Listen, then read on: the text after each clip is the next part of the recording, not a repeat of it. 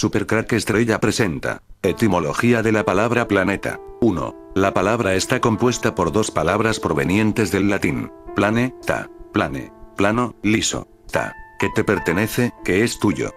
Tú. Por ende la palabra planeta ya nos está diciendo el significado de dónde vivimos porque sería tu plano. El mito de la caverna de Platón es uno de los puntos importantes a la hora de desentrañar Matrix. En él se narra cómo unos esclavos viven en una cueva creyendo que lo que ven, unas sombras proyectadas en una pared, es la realidad cuando lo cierto es que viven engañados. Pero uno de ellos escapará y verá la luz del sol, entonces volverá para rescatar a los otros, pese a que corra el riesgo de que lo maten por no creerle. Y eso le ocurre a la humanidad. Esa es la verdad, como dice Morfeo. Eres un esclavo, Neo. Igual que los demás, naciste en cautiverio. Naciste en una prisión que no puedes ni oler ni saborear ni tocar. Una prisión para tu mente. Pero Neo es el esclavo que saldrá de la caverna y rescatará a sus compañeros. De todos modos, Morfeo le advierte del peligro. Son las mentes de los mismos que intentamos salvar. Pero hasta que no lo hagamos, siguen formando parte de ese sistema y eso hace que sean nuestros enemigos. Tienes que entender que la mayoría, ellos no están preparados para ser desenchufados.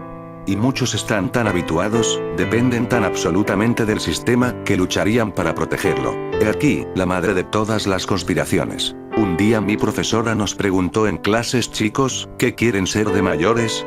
Un niño contestó: quiero ser doctor, pero yo le dije: profesora, quiero ser conspiranoico. Seguido me replicó que no, que eso no existe. Espere 30 años y ya verá, contesté, que el gobierno y la ciencia se encargan de eso. A medida que maduré entendí que el colegio solo es un centro de adoctrinamiento muy útil para fabricar robots sumisos. Nuestro intelecto y capacidad es bloqueada para no cuestionar, es como poner un camión parado delante de un caballo para impedirle que avance. Ese caballo es tu capacidad de crecimiento desde el motor cognitivo y amor por la verdad. El colegio es el camión que te impide desarrollarte como individuo, más bien te adoctrinan para tener pero no hacer.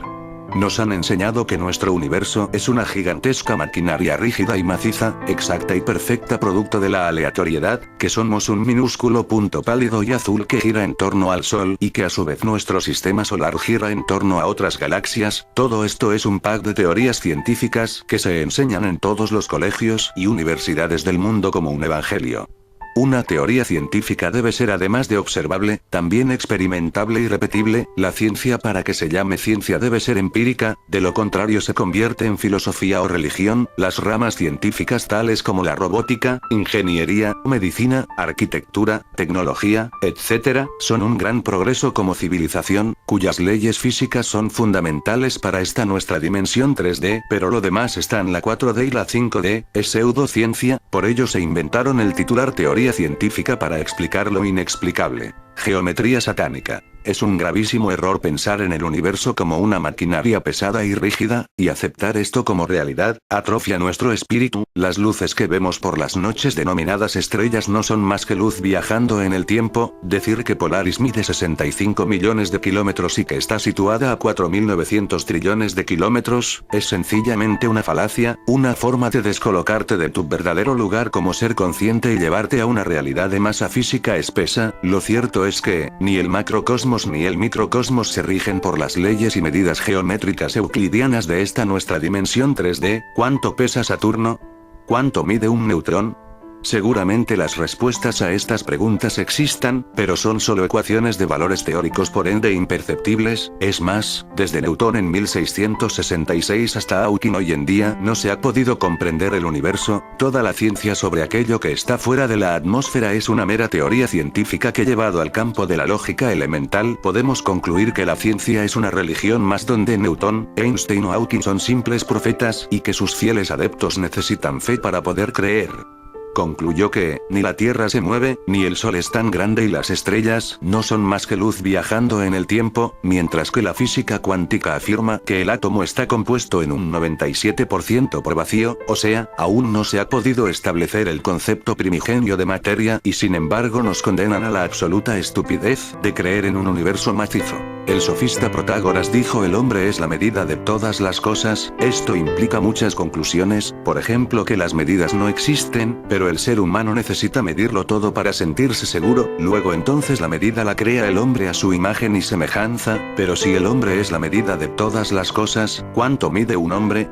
La Biblia dice que el número de hombre es el 6 o 666, que se le atribuye también a la bestia popularmente conocido como Anticristo, pero no hay duda que el mismo pasaje dice pues es número de hombre. Esto quiere decir que nadie jamás fue a medir el sol, que las medidas no existen, que medir es un concepto abstracto y humano para sentirnos más seguro dentro del contexto cósmico. En efecto, el hombre mide 666 y desarrolló la medida del cosmos bajo este patrón numérico. Las medidas geométricas del sistema imperial son millas, yardas, pies, millas náuticas, etc. Desde luego para medir el cosmos e inclusive la Tierra nadie tomó un metro y fue por el borde de la Tierra para medirlo, pero era necesario establecer un mismo criterio universal y de este modo, apagar el fuego de la curiosidad humana, eliminando así el carácter explorador de nuestro espíritu. Así fue entonces que tomaron papel lápiz y crearon una realidad cósmica bajo el patrón del número 6. 6x60 igual 360 grados.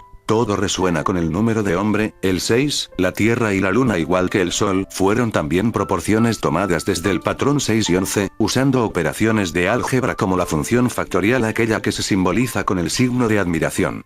Todo esto tiene su raíz en Egipto y Babilonia, lugares donde Pitágoras sería posteriormente adoctrinado en las artes ocultas del conocimiento hermético. Las cifras del diámetro de la Tierra y la Luna resuenan con el 6. Las proporciones cósmicas son en realidad biocodificación mental bajo el patrón 666, también la distancia que hay entre la Tierra y la Luna resuena bajo el mismo patrón, siendo 6x60x660 igual 237.600 millas, 99,9% aprox.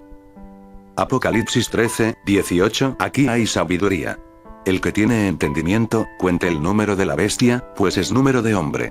Y su número es 666. El gran Pitágoras, linaje serpiente, cuyo nombre significa yo soy la Pitón, es el padre de las matemáticas modernas y fuente de inspiración para los posteriores filósofos griegos, uno de ellos Platón, que diseñó los más famosos poliedros convexos que hoy son base del estudio geométrico. Estos sólidos platónicos fueron descubiertos en un yacimiento neolítico de Escocia, el país del mundo donde más aparecen ovnis. Ya expliqué que este fenómeno, el de los ovnis, es demoníaco y satánico. Pero fueron los griegos quienes entendieron que estos poliedros debían ser estudiados. Los sólidos platónicos son el tetraedro, cubo, octaedro, dodecaedro e icosaedro. Esto es geometría de primaria y base aritmética para medir el cosmos. Sin embargo, estos poliedros también llevan su sello 666 curiosamente. Sabemos que hay 180 grados en un triángulo, 360 en un cuadrilátero, y 540 en un pentágono, por lo que podemos calcular fácilmente los ángulos totales de cada sólido platónico.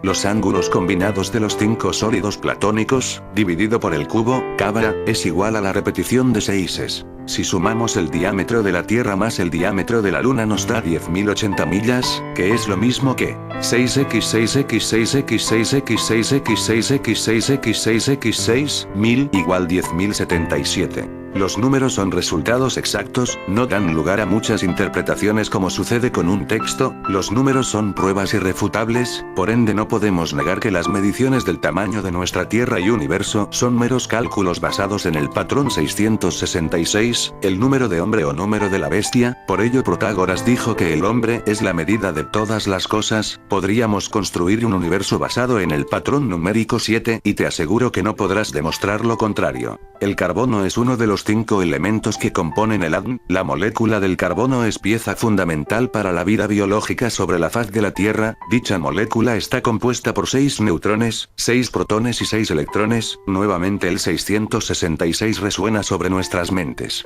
Pitágoras es sin lugar a dudas uno de los más grandes hombres de la historia. Pitágoras significa yo soy la Pitón, que es lo mismo que yo soy la serpiente. Fue instruido en Egipto y Babilonia bajo estrictos rituales secretos antes de ser escogido como el encargado de llevar la doctrina secreta a Grecia, donde fundaría la secta hermética y secreta denominada Pitagóricos, cuyo símbolo de identidad es la estrella de 5 puntas, mejor conocido como el pentagrama, donde reposa oculto el número áureo pi 1,61, que representa la armonía cósmica del universo. Los pitagóricos se convertirían en fuente de inspiración para la expansión de la Grecia clásica del pensamiento lógico. A la postre Platón tomaría el legado matemático de Pitágoras y Euclides. Solo es cuestión de unir el hilo conductor de la historia y entender que la raíz de la filosofía griega y el método aritmético es una prolongación de las dos principales culturas primigenias, la egipcia y la babilónica. Los números sirven para dos cosas, tienen una aplicación práctica para contar y medir nuestra dimensión, y también sirven para intentar comprender lo misterioso e inexplicable de la vida. Sin ninguna duda considero que la geometría de Euclides y la aritmética de Pitágoras son fundamentales para esta nuestra dimensión, pero son inútiles para medir el cosmos. La teoría heliocéntrica se basa en cálculos místicos pero no en demostraciones empíricas, por lo tanto, déjeme decirle que la NASA y el CERN son nada más y menos que religión, y respeto mucho si usted cree en ellos, pues es cuestión de fe. Las matemáticas son el evangelio de la ciencia, desde luego el cálculo es una herramienta necesaria para el razonamiento y el desarrollo tecnológico, pero es inaudito explicar la creación a base de fórmulas matemáticas. Dicho esto, te invito a reflexionar, ¿existe una fórmula matemática para el amor?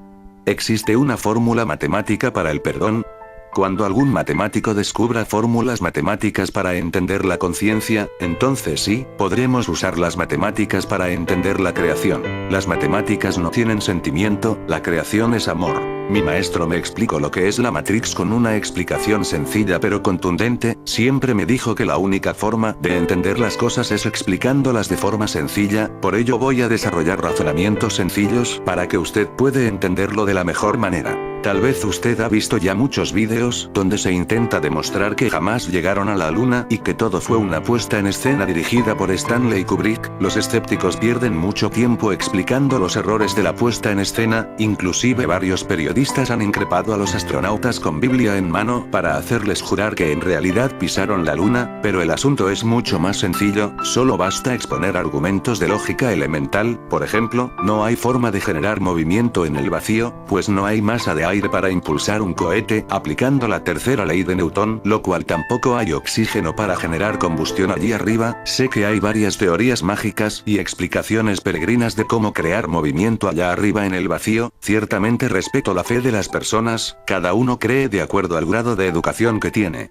No importa qué tipo de combustión se use, una vez que se llega a límites atmosféricos los motores de cualquier artefacto se apagan, el cohete funciona por la tercera ley de Newton, acción-reacción, usando la masa de aire para conseguir impulso. Mientras más arriba vamos menos oxígeno tenemos, esto implica que la única forma de salir es mediante una catapulta y dejar que la fuerza cinética nos conduzca hacia el infinito. Respeto a los que se creen esos artículos de Wikipedia firmados por la NASA donde explican mágicamente cómo consiguen moverse y frenar sin masa de aire. En fin, le repito que yo respeto su fe. El resto de agencias espaciales tales como la china o la rusa, al igual que la Estación Espacial Internacional ISS, son una farsa igual que la NASA Disneylandia, y no porque yo me lo esté inventando, sino porque la lógica elemental así lo dice. Vivimos dentro de la densidad tridimensional cuyas leyes físicas sirven aquí para nuestro telón de espacio temporal, mas no sirven para desplazarnos por el vacío absoluto. Sencillamente allá arriba en el vacío tales cosas como tiempo, derecha, norte, kilómetros, no existen. Es más, el hombre aún no ha podido llegar al centro de la Tierra, mucho menos sabrá lo que hay en Marte.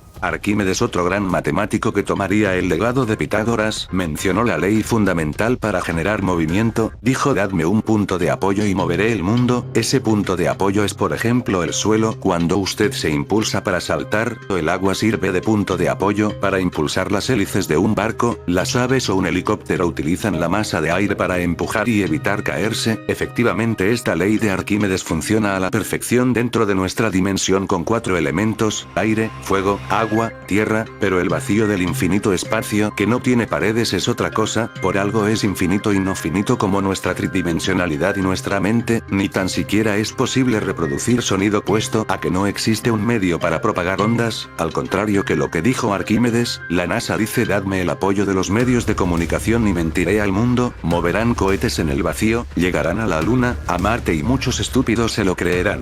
Supuestamente el CERN busca ansiosamente encontrar la partícula causante de la gravedad llamada gravitón, pero después de décadas no hay señales de dicha partícula. Otros en cambio no tienen aún muy claro si la gravedad es una energía, una fuerza, un fenómeno, un elemento, una partícula, una sustancia, o sencillamente, señores, no existe. Los físicos de hoy no se ponen de acuerdo para explicar la gravedad. Aquello que conocemos como gravedad es un dios de la ciencia para explicar teorías no empíricas. La gravedad es un comodín de uso común en la cátedra científica, y repito que todo gira gira en torno a la fe de cada quien, lo cual quiere decir que Newton es a la ciencia, lo mismo que el Papa es a los católicos. Sé que más de uno estará rasgándose las vestiduras por tan aberrante comparación, pero la ciencia al igual que el Vaticano son muy útiles para nuestra dimensión, pero nada o poco saben sobre Dios y el universo. Nos hallamos inmersos en una dictadura científico-militar donde es imposible pretender descubrir o explorar por tu propia cuenta lugares inhóspitos como los polos. Ese explorador que llevamos dentro lo asesinan desde muy pequeño en los colegios porque supuestamente ya está todo descubierto. Sin embargo, nadie puede entrar a la Antártida o más allá del paralelo 70 donde el acceso es prohibido a no ser que pertenezcas a la Armada norteamericana, británica o rusa. A pesar de todo, muchas personas en varios sitios del mundo desde distintos lugares están llegando a las mismas conclusiones y como si un espíritu les poseyera levantan sus voces para desafiar al establishment junto con toda su maquinaria propagandista y de una vez por todas poner patas arriba al orden establecido.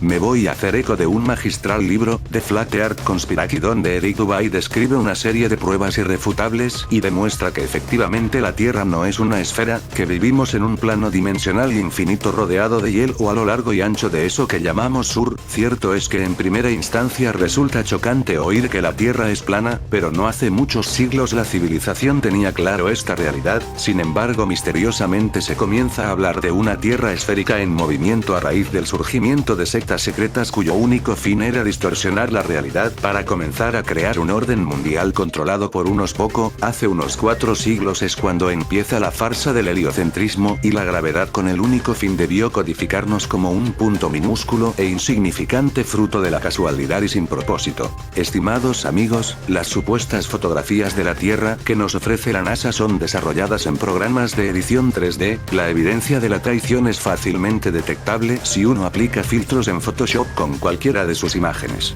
Sin lugar a dudas es más fácil engañar a la gente que convencerlos que han sido engañados. Debo ser yo supercrack estrella quien determine la realidad que tenemos delante y no la NASA, una secta cuyo logo es una serpiente con intereses oscuros financiada por los mismos de siempre. ¿Por qué debo creerles?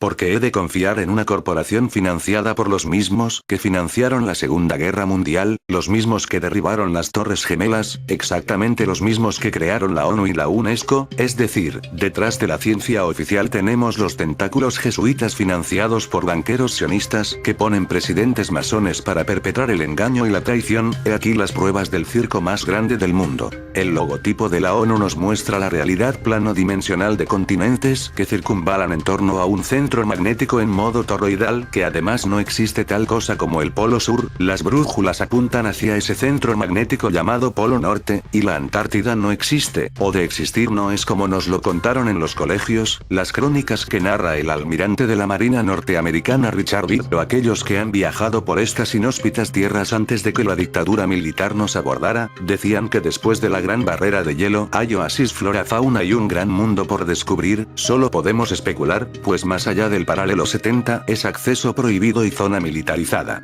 El famoso salto de Felix Baumgartner desde 39.068 metros de altitud en caída libre fue visto por todos en televisión y en portada de periódicos de medio mundo. La óptica nos muestra un horizonte curvo y esto según muchos es prueba irrefutable de la redondez de la Tierra. Sin embargo, resulta que la tecnología utilizada para generar esta perspectiva es un lente denominado ojo de pez. Desactivando la opción ojo de pez en los programas de edición fotográfica tales como el Photoshop, conseguimos ver la foto original sin el efecto ojo de pez que produce curvatura en el horizonte. Aquello que llamamos gravedad no existe, nuestra dimensión 3D se forma en base a fluidos y densidades, la mágica gravedad no es medible ni tampoco pueden explicar si realmente es una partícula o si es una energía. Existen instrumentos para medir la velocidad, el tiempo, la temperatura, la presión atmosférica, etc., pero la mágica gravedad es una fórmula aritmética sobre la masa y el tamaño, pero no hay una máquina que lo pueda medir. Por ende, la teoría de la gravedad es cuestión de fe. Lo cierto es que todo funciona en base a la densidad del aire y del agua. El video que pondré a continuación es la única manera de explicar la gravedad. Definitivamente la ciencia astrofísica es cuestión de fe. El Sol ni es tan grande ni está tan lejos. La teoría heliocéntrica se derrumba ante la evidencia. Dicen que el Sol se sitúa a 150 millones de kilómetros, pero podemos apreciar en la imagen cómo la fuente de luz y sus rayos rayos solares penetran la atmósfera formando ángulos de 30 y 60, trigonometría de primaria, es decir, si el Sol fuera tan grande como dicen, sus rayos solares deberían penetrar la atmósfera de forma paralela y no en ángulos, lo que demuestra que la fuente lumínica está muy cerca de nosotros cuya dimensión es muy inferior a lo que afirma la ciencia oficial. Si la Tierra fuera una esfera, entonces los aviones deberían modificar su ruta velocidad crucero cada cierto tramo apuntando la nariz hacia abajo, o de lo contrario el avión que viaja en línea recta saldría despedido fuera de la atmósfera debido a la curvatura de la Tierra. Los motores del avión rompen con la fuerza de la gravedad, por lo tanto, no vale decir que es que la gravedad ocasiona que el avión no tenga que redireccionar su altitud por motivo de la supuesta curvatura. Si la Tierra es una esfera, las rutas aéreas en el hemisferio sur no deberían ser tan rocambolescas como muestran las líneas aéreas. Un viaje entre Sydney y Santiago de Chile sería mucho más corto si hacen una ruta atravesando la Antártida, suponiendo que existe tal continente y suponiendo que la tecnología aeroespacial existiera. Dichos aviones no tendrían problema para atravesar las gélidas temperaturas del Polo Sur, donde se ahorraría tiempo y combustible, pero la realidad es que ni hay Antártida, ni hay tecnología aeroespacial capaz de soportar todo tipo de temperaturas, ni tampoco la Tierra es una esfera. Por esto, las rutas de los aviones son tan extrañas sobre un globo, y muy coherentes sobre una Tierra disco toroidal.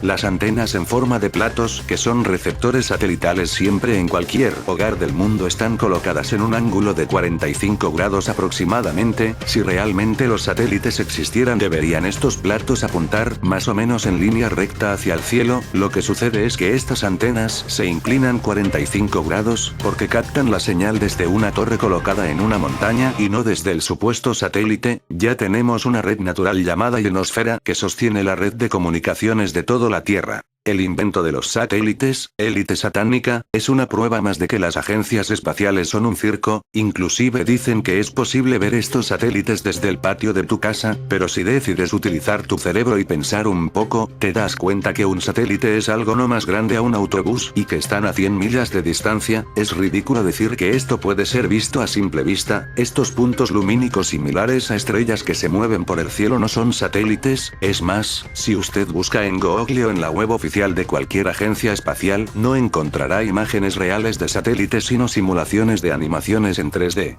Dios compara el corazón del hombre con la contextura de la creación y las etiqueta como inescrutables. Según la RAE, inescrutable es algo que no puede ser comprendido o averiguado, y esto concuerda con lo que Dios también le dijo a Job: ¿dónde estabas tú cuando yo fundaba la tierra?, aludiendo que no hay hombre que pueda comprender su creación. Recuerde que el libro de Proverbios fue escrito por Salomón, el hombre más sabio que ha existido. Como verá, todo esto es bíblico, pero si usted prefiere pensar que Carl Sagan, von Braun, Copérnico, Newton, Einstein son mayores que Job o que Salomón, entonces debería replantearse su religión. Génesis 1:6, y dijo Dios: haya expansión en medio de las aguas, y separe las aguas de las aguas. Génesis 1:7, e hizo Dios la expansión. 7549, y apartó las aguas que estaban debajo de la expansión, de las aguas que estaban sobre la expansión. Y fue así. Génesis 1:8, y llamó Dios a la expansión cielos, es decir, Dios hizo una bóveda que separó las aguas. Una parte de ellas quedó debajo de la bóveda y otra parte quedó encima, agua arriba y agua abajo. El agua es transparente, pero desde un avión se observa que es de color azul, idéntico al azul del cielo, que está compuesto por un arco firme denominado firmamento.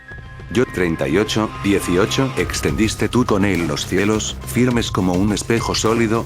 Salmos 19:1, los cielos cuentan la gloria de Dios, y el firmamento anuncia la obra de sus manos. Nos hallamos dentro de una cúpula de cristal, en forma de cápsula rodeada de aguas por debajo y arriba, es lo que bíblicamente llamamos bóveda celeste. Salmos 148:4, alabadle, cielos de los cielos, y las aguas que están sobre los cielos. Nehemías 9:6, tú, solo tú, oh Dios, tú hiciste el cielo, y el cielo de los cielos. Cuando Jesús dijo: en casa de mi Padre, muchas moradas hay, lo que estaba diciendo era, muchas dimensiones hay. La mente finita no puede comprender esto, pero detrás de las palabras del Mesías, encontraremos las respuestas para entender este plano dimensional en el que nos hallamos. Existen otras dimensiones además de esta. En el libro de Nehemías se describe la estructura de cielo, y cielo de los cielos. Por consiguiente somos seres multidimensionales atrapados en la densidad física tridimensional tridimensional, es decir, tú eres como una radio y cada emisora es una dimensión. Para poder sintonizar otras dimensiones necesitas cambiar de emisora, pero no es sencillo, pues primero, debes comprender que el plano físico es una frecuencia dominada por la vibración del miedo. Para dar un salto dimensional es imprescindible vencer al miedo y solo el perfecto amor echa fuera el miedo. Fuera del domo o cúpula celeste y más allá por encima de las aguas, tenemos otro cielo u otra dimensión a la cual no se puede acceder de forma física sino mediante portales dimensionales. Estamos limitados a la tridimensionalidad. Si taladramos la corteza terrestre tenemos una pared que nos impide llegar más allá de los 13 kilómetros. Igual sucede vía subacuática en donde las fosas de las Marianas es un lugar inexpugnable, e igual con los juguetes de la NASA, que una vez superados los límites de altitud todos los motores, que independientemente del combustible que carguen, se detiene. Definitivamente somos espíritus infinitos atrapados en una densidad finita. Isaías 40:22. Él está asentado sobre el círculo de la tierra, cuyos moradores son como langostas. Él extiende los cielos como una cortina, tiéndelos como una tienda para morar. En términos geométricos todos sabemos lo que es un círculo y lo que es una esfera. Naturalmente existe mucha diferencia entre ambos términos. La única vez que se usa el término esfera 7639 en la Biblia es en 2 Crónicas 4:12 y 4:13 cuando Salomón construía el templo. Por ende, cuando Isaías decía círculo 2329 estaba diciendo plano circular. Proverbios 8:27 cuando formó los cielos, allí estaba yo. Cuando trazó un círculo sobre la faz del abismo, Salomón entendía mucho sobre geometría, y sabía de qué hablaba cuando decía círculo y cuando decía esfera. Si usted cree que Carl Sagan, Nagas igual serpiente, tiene más sabiduría que el mismo Salomón, adelante, continúe girando a 66,6 metros. Millas por hora en una esfera que mide 6.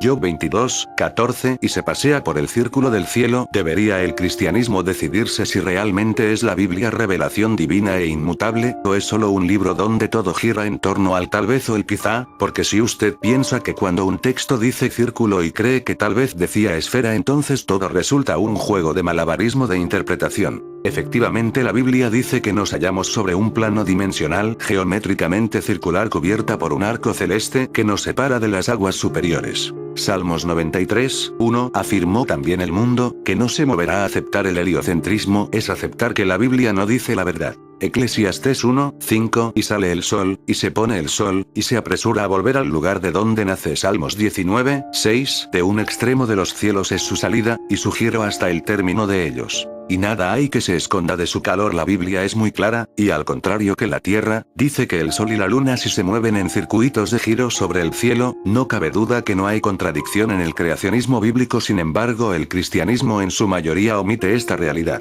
Josué 10:13 y el sol se detuvo y la luna se paró, hasta tanto que la gente se hubo vengado de sus enemigos. ¿No está esto escrito en el libro de Jaser?